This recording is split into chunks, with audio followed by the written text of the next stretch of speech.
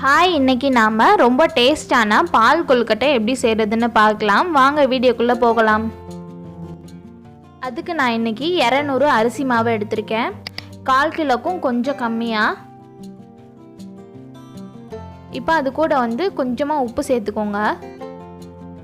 உப்பு சேர்த்துட்டு ரெண்டையும் நல்லா மிக்ஸ் பண்ணி விடுங்க.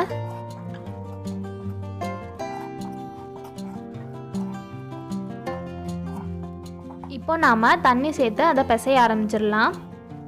உப்பை நீங்கள் நல்லா மிக்ஸ் பண்ணி விட்டுருங்க. இல்லைனா நம்ம தண்ணி தெளிச்சுட்டு அதை பிசையும் போது அங்கங்கே உப்பு திட்டு திட்டாக இருக்கும். அதனால நல்லா பிசைஞ்சு எடுத்துக்கோங்க.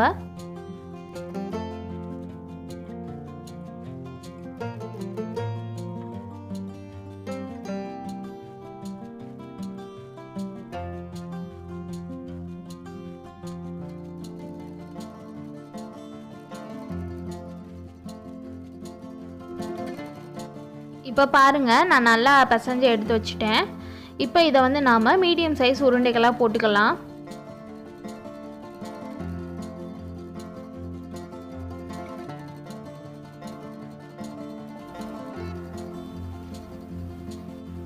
ரொம்ப குட்டி குட்டி உருண்டையாக போட்டுறாதீங்க. பாருங்கள், இந்த சைஸில் நீங்கள் போட்டு எடுத்துக்கோங்க. இப்போ இதே மாதிரியே நம்ம எல்லா உருண்டைகளையும் போட்டு எடுத்துக்கலாம்.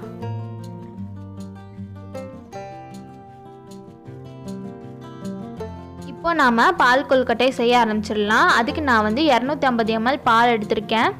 1/4 லிட்டர் பால். இப்போ இந்த பால் நல்லா கொதிச்சு பொங்கி வரட்டும்.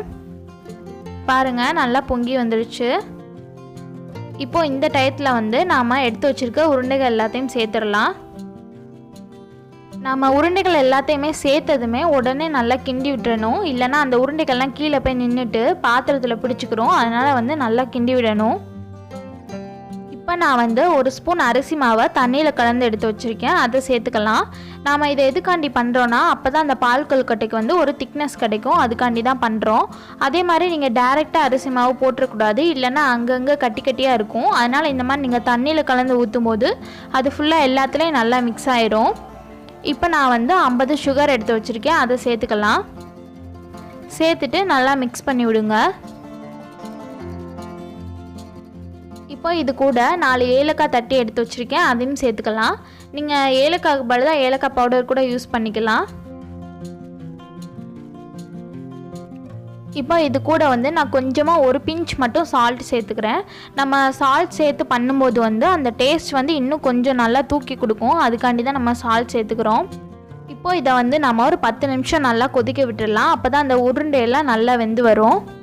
பாருங்கள், 10 நிமிஷம் ஆயிடுச்சு. நல்லா கொதிச்சிருச்சு. இப்போ இந்த டயத்தில் நான் தேங்காய் பால் ஆட் பண்ணிக்கிறேன். நல்லா கெட்டியாக தேங்காய் பால் எடுத்து வச்சுருக்கேன். அதை சேர்த்துக்கலாம். நீங்கள் அதை அப்படியே அரைச்சி கூட சேர்த்துக்கலாம். அப்படி இல்லைன்னா தனியாக பால் மாதிரி எடுத்துகிட்டு அப்புறம் கூட சேர்த்துக்கோங்க. அவ்வளோதான், தேங்காய் பால் சேர்த்துட்டு நம்ம இதை இறக்கிடலாம்.